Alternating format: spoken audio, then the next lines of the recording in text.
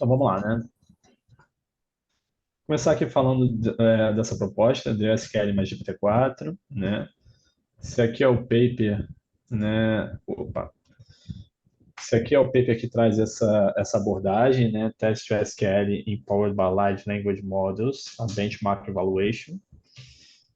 Então, hoje, das metodologias que tem paper disponível, essa aqui é a de melhor performance no Spider Leaderboard, né? Na execução com valores, ou seja, comparando de certa forma os resultados daquela execução, olhando para o output, né? Da query resultante. Então, ela chegou aqui a 86,6% no dataset de teste do Spider. Então, esse paper aqui, ele aborda um estudo sistemático de prompt engineering, passando por question representation, example selection e example organization, são coisas que a gente vai abordar aqui. Depois ele propõe essa metodologia DOSQL, compara LLMs, né, com esses prompts com as LLMs do OpenAI, LLMs open source com LLMs OpenAI, e também compara esses prompts também em termos de eficiência, né, de custo, assim. Quanto maior o prompt, maior a demora em termos de tokens, maior a demora para aquela LLM responder, né? Então, o nível de a resposta demora mais e o custo também aumenta, né? Sobretudo nas OpenAIs que não são free, elas são cobradas por token, né? Então, quando a gente está falando de question representation, a gente tem cinco formas descritas aqui no paper, né? Como que a gente vai formular essa pergunta para a nossa LLM, né? A gente tem o que a gente chama de basic prompt, text representation, né? OpenAI demonstration, code representation e a PACA supervised fine tuning, né? Então, elas são avaliadas aqui em três critérios, né? Instrução, se elas, como que elas instruem a LLM a executar o que elas querem, né? Que tipo, se elas garantem, forçam a LLM a seguir algumas regras e quais delas trazem informações de banco mesmo, né? Como foreign keys, né? E a gente tende a ver aqui, né, que a code representation ela, ela tende a resultados nos melhores modelos, né? Quando a gente está falando de text to SQL, né? Então aqui a gente tem alguns exemplos, né? Não sei como é que eu fecho esse negócio aqui. Tá, agora melhorou. Deixa eu voltar aqui. Tá, então aqui a gente tem alguns exemplos, né, de question representations. Então, quando a gente está falando de text representation, que ela só instrui a LLM, ele, de certa forma, fala aqui, ó, given the following database schema, aí monta o esquema do banco de dados, simplificado, answer the following question, né? Quando a gente vai para o OpenAI Demonstration, ele já ele já instrui e também, de certa forma, força a LLM a seguir alguns critérios. Ó, me retorne somente a query SQL sem nenhuma explicação, né? E aqui dá um contexto. O Code Representation ele vai trazer informações de SQL mesmo sobre o esquemático do meu banco, né? Então já é um prompt maior, né? Já tende a consumir mais tokens, né? E esse aqui ele só explica um pouco melhor, é um pouco mais minucioso na hora da instrução, né? Dá mais contexto, né? Então, basicamente, aqui a gente tem quatro exemplos, né? E passando disso, a gente começa a avaliar agora a questão de seleção de exemplos. Então, se eu quero fazer um context learning com uma LLM, passando alguns exemplos de um dataset de treino, né, que eu tenha, por exemplo, né, para auxiliar ali naquele prompt, a gente tem algumas formas de fazer isso hoje na literatura, né? Ou a gente seleciona candidatos de treino aqui randomicamente, né? A gente pode também, de certa forma, sabendo qual é a pergunta que a gente quer fazer para a nossa LLM, comparar perguntas de treino, né, com elas, transformando esse par pergunta de treino e pergunta para a LLM no embedding, né? e medir alguma métrica de similaridade, como distância euclidiana, similaridade de cossenos, enfim, né? Essa aqui seria um Question Similarity Selection. A gente tem também o Masked Question Similarity Selection, que seria a gente pegar nossas perguntas de treino e a pergunta que a gente quer fazer para a nossa LLM, de certa forma, tirar as informações de domínio, substituir aquilo ali por um token qualquer, né? E gerar esses embeddings e comparar a métrica de similaridade ali, né? E a gente tem ainda uma métrica para query, né? De similaridade também, da resposta. Como é que funcionaria isso aqui, né? Eu teria um modelo, uma LLM prévia, que geraria uma resposta para a minha pergunta, que seria, de certo modo, uma aproximação da minha resposta target, né? Do que eu quero de fato responder. Teria uma aproximação gerada por um prompt muito simples, pegaria essa aproximação, compararia com queries de um dataset de exemplo, né? E selecionaria as top K semelhantes também. Então, essas são as formas que a gente tem hoje de fazer seleção de exemplos, né? Quando a gente desce um pouco aqui, como que a gente organiza esses exemplos, né? Então, dentro do nosso prompt, né? O paper também descreve duas formas, que é o Full Information Organization, onde eu vou passar todo o esquema de banco de dados e vou passar a resposta daquela pergunta, né? O esquema do banco de dados de treino, né? Do banco de dados associado ao exemplo que eu estou trazendo, né? Eu vou passar tudo isso para a minha pergunta, para o meu prompt associado à pergunta que eu quero fazer LLM, ou eu posso trazer também somente o próprio SQL, né? Responda isso aqui, dado esse contexto aqui que eu tenho, né? Eu tenho essas queries aqui, eu acredito que essas queries sejam semelhantes elas provêm de perguntas semelhantes a que eu quero fazer. Então, com base nessas queries que eu estou te dando, me responda a tal pergunta, né?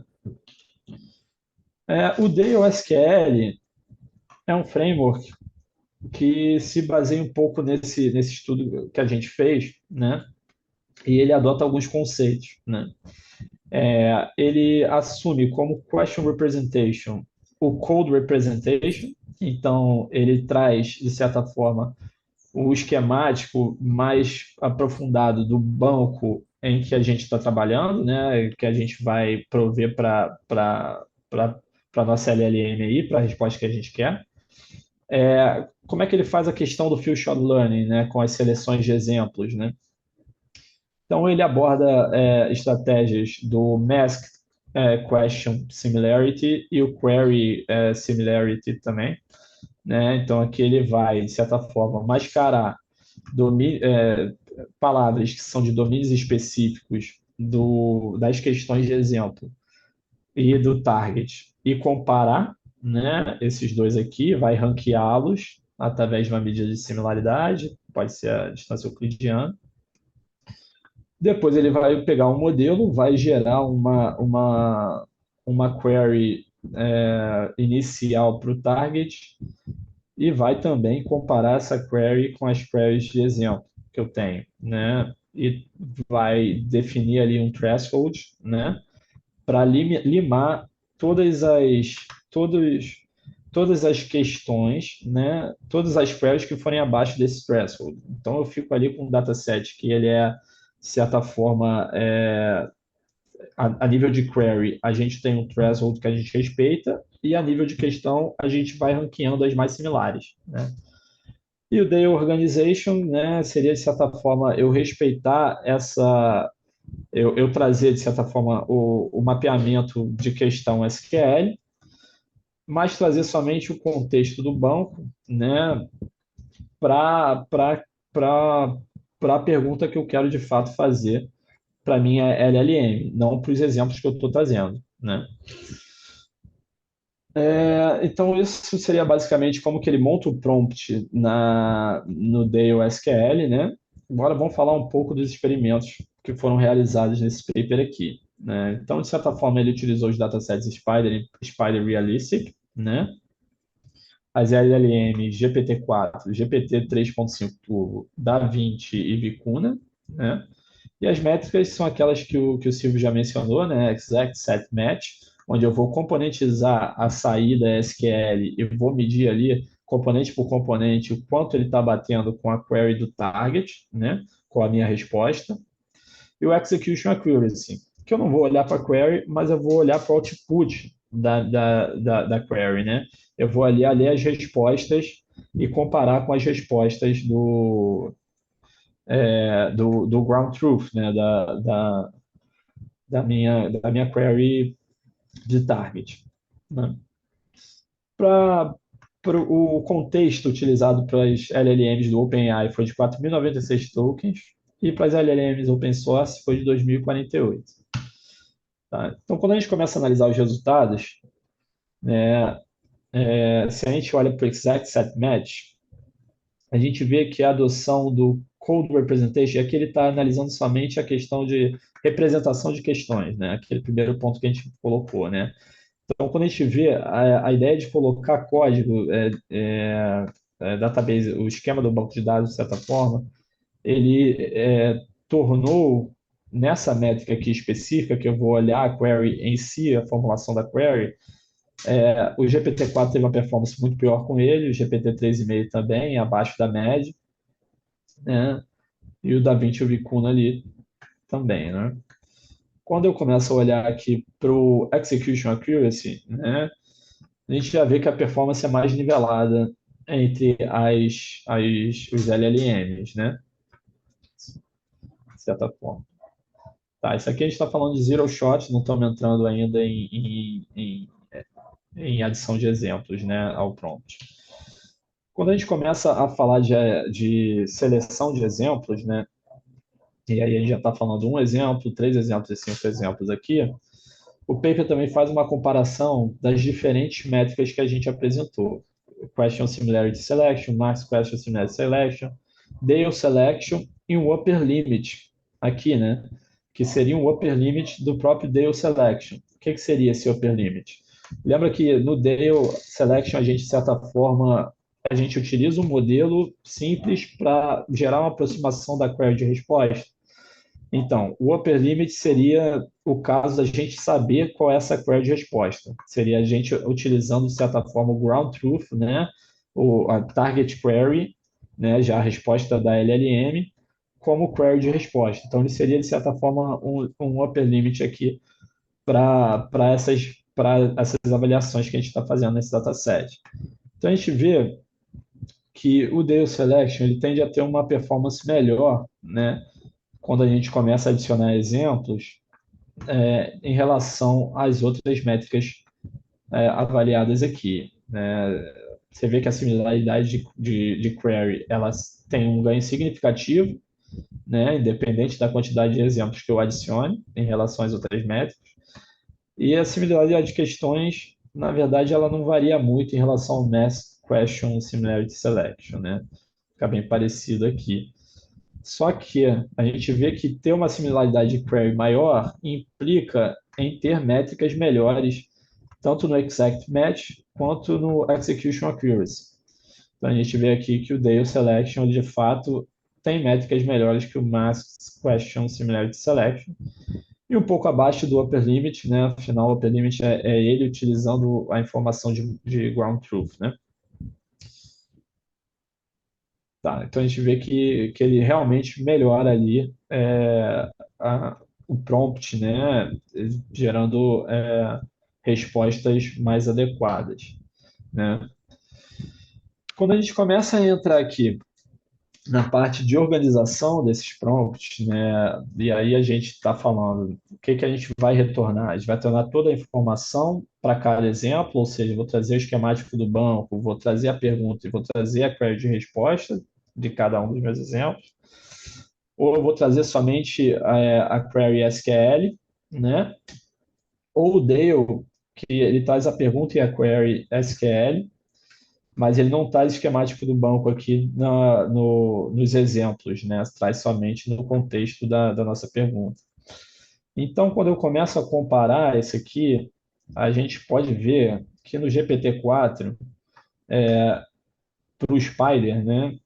O Dale ele tem um ganho significativo aqui em relação a você utilizar somente o SQL, né? A Query SQL. você trazer a pergunta e a query para os exemplos, tem um ganho razoável aqui, e quanto mais exemplos você vai vendo que esse ganho vai aumentando em termos de acurácia aqui, né? Isso é válido para o dataset aqui, também para o Spider Realistic, apesar da distância para o SQL only diminuir um pouco, né? O Full Information, se a gente for olhar aqui nos outros, em todos os bancos, você consegue ver que ele nunca chega até 6 ou 8 exemplos, né? Porque ele já estoura o limite de contexto determinado antes, né? Então ele só consegue executar ali até 2, 3, 4, 5 exemplos no máximo, né? Para os outros resultados, para as outras LLMs aqui, a gente não tem nada muito conclusivo em relação da performance do Dale comparada com o SQL Only, né? De certa forma, isso implica em dizer que o Dale SQL, ele precisa de uma LLM mais potente, né? Tem como é o caso da GPT-4 aqui. Esse experimento, ele visou, de certa forma, olhar para a eficiência de token, né? Tá, não adianta eu ter a melhor resposta se o meu resultado demora muito tempo, se eu demoro muito tempo para obter esse resultado, né? Eu tenho que ter alguma eficiência na construção desse prompt também para a LLM retornar com mais agilidade os resultados. Então, é isso que ele traz aqui nesse gráfico, de certa forma. A gente tem aqui o estado da arte, que é essas estrelinhas em marrom aqui. Então, antes o estado da arte é o DIN SQL, que vai ser apresentado pelo Mauro logo mais, né? No caso do GPT-4. E no caso do GPT 3.5 Turbo, o estado da arte era esse método strike aqui. E a gente consegue ver que no GPT-4, que é o caso específico que a gente está dando mais ênfase aqui, o DIN SQL utilizava 9.126 tokens. E com o Dale SQL, a gente conseguiu baixar esse número de tokens ali entre 600 e 800, ali da ordem de 650, 700, né? E obteve uma performance melhor, de 83,5, né? Por fim, quando a gente compara os modelos existentes, né, para você responder prover queries de resposta para uma dada pergunta, ele traz aqui algumas comparações, né, de modelos baseados em regras, modelos de linguagem pré-treinados e os LLMs, né? Focando mais aqui nos LLMs, a gente vê que o DLSQL mais GPT-4, ele já tem no dataset de teste do Spider um execution accuracy de 86,2.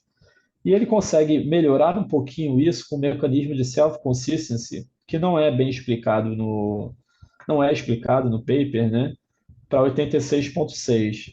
Eles não dão ênfase a essa parte aqui, porque ele diz que esse mecanismo de self-consistency ele resulta num tempo de espera, num tempo de execução da query muito maior, né, do prompt, né? A LLM demora muito mais para responder, né? Então, basicamente, é isso. O DLSQL mais GPT-4, ele é já tem um resultado muito bom, né, com essas medidas que a gente já apresentou aqui. Então, era isso aí que eu tinha para falar sobre ele, né? Vou falar